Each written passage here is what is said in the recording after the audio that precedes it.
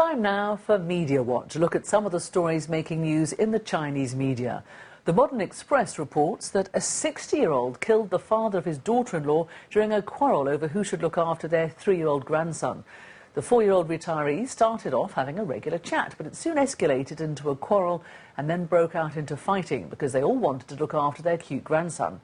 Liu is accused of pulling a knife and stabbing the other couple. The man died and the woman is in hospital. The grandson saw the fight. Family arguments over which grandparents care for the grandchild are common in China, where the one-child policy has resulted in the majority of families consisting of one child and 2 sets of grandparents. The People's Daily reports that a man sentenced to life has been set free and is considering asking for compensation.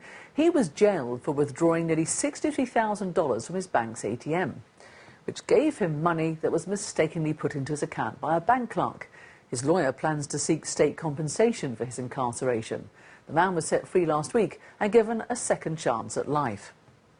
His release came after Xu Ting, a young man in the city of Guangzhou who committed a similar crime, had his life sentence commuted to 5 years in 2008.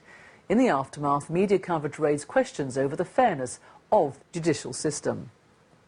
The Shaoxiang Morning Herald reports that 11 teachers in Chongqing ended up being buried when they blocked a real estate developer's bulldozer from digging into their school land. The developer was building homes on the boundary of the school. But when the bulldozer tried to bulldoze beyond the school boundaries, teachers were outraged. Dozens of them lined up to protect their land. The construction team leader apparently told his men to keep digging, saying that compensation for a death was only $30,000. The machines kept digging, making part of the land collapse, burying 11 of the teachers. 6 of them were hospitalized. There were no reported deaths, however. The developer denies the accusations and says the teachers buried themselves. The Hainan Special Economic Zone News reports that residents in Linggu County in South China's Hainan province are outraged after they learnt 2 convicted officials never went to jail and still earn their full salary after being convicted of taking bribes.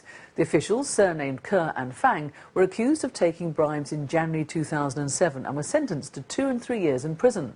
They were given a reprieve of 3 and 5 years, which meant they were not jailed. A local official said the government decided to give the convicted officials humanised treatment because they confessed to their crimes and turned over the bribes. The Guangzhou Daily reports that the daughter of an allegedly corrupt official in central China's Hunan province has set up a blog on the internet to argue her father's innocence. Her father recently went through an initial court hearing in which he was accused of abusing power and corruption. The 22-year-old girl posted several photographs of their humble home online to show her family's situation.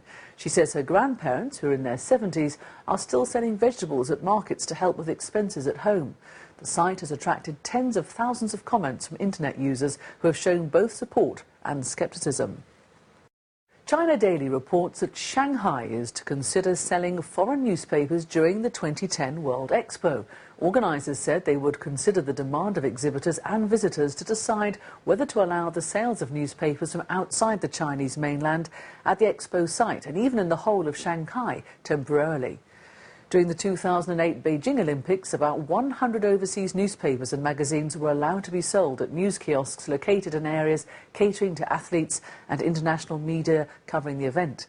The distribution of overseas newspapers and magazines is highly restricted in mainland China. The mines were closed in 2007 to protect the stone statue. Local authorities hope to develop tourism in the area centred on the Buddha now that the mines have closed.